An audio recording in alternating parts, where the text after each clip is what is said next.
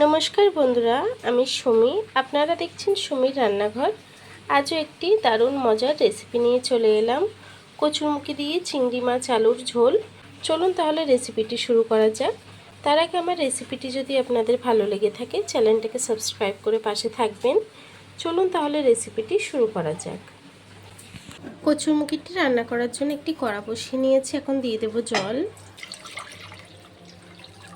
এখন কচুরমুখীগুলো সুন্দর করে ধুয়ে নিয়েছি, দিয়ে দেব। কচুরমুখীটাকে সিদ্ধ করে নেব। কচুরমুখীটাকে ঢেকে সিদ্ধ করে নেব।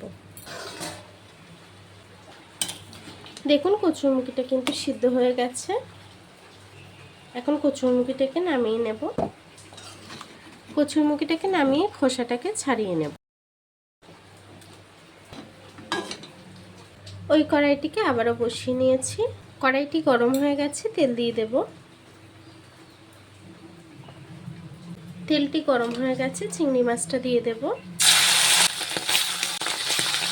দেব সামান্য একটু হলুদ গুঁড়ো, দেব একটু নুন। মাছটাকে হালকা করে ভেজে নেব। মাছটি ভাজা হয়ে গেছে, তুলে নেব।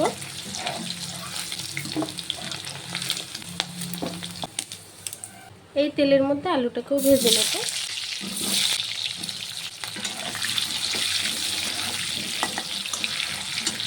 দেব একটু হলুদ গুঁড়ো, দিয়ে আলুটাকে ভালোভাবে ভেজে নেব। আলুটি সুন্দর করে ভাজা হয়ে গেছে, তুলে নেব।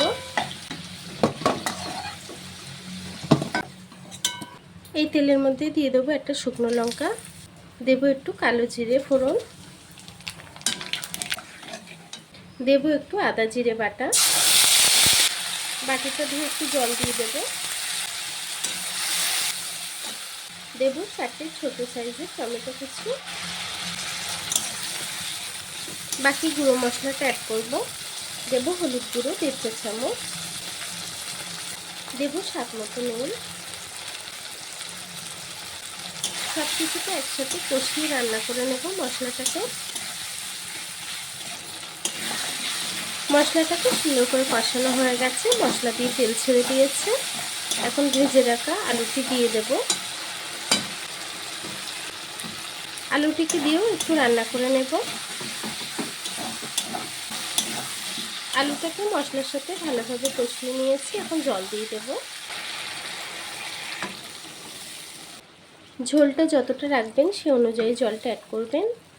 জলটাকে দিয়ে একটু নেড়ে ছেড়ে দেব তরকারিটি। এখন তরকারিটিকে ঢাকা দিয়ে কিছুক্ষণ রান্না করে নেব। তরকারির ঝোলটা ফুটে গেছে। এখন আমি যে কচুটা সিদ্ধ করে নিয়েছিলাম কচুরমুখী, সেটাকে দিয়ে দেব। কচুরমুখীটাকে খোসাটা ছাড়িয়ে আমি কেটে নিয়েছি, এখন দিয়ে দেব। কচুরমুখীটাকে দিয়ে দিয়েছি, এখন একটু নেড়ে ছেড়ে দেব। কচুরমুখীটাকে দিয়ে একটু নেড়ে ছেড়ে আমি আবারও ঢেকে দেব তরকারিটি। আবারও ঢেকে কিছুক্ষণ রান্না করে নেব। দেখুন তরকারির ঝোলটা ফুটে গেছে। এখন আমি ভেজে রাখা চিংড়ি মাছটি দিয়ে দেব।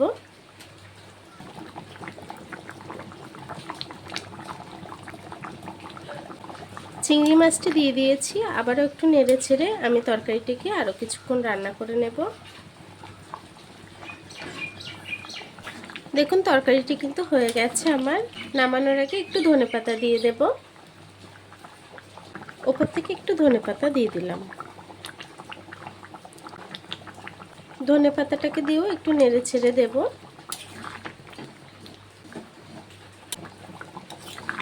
তরকারিটি আমার হয়ে গেছে, এখন গ্যাসটিকে বন্ধ করে দেব। তরকারিটিকে এখন নামিয়ে নেব।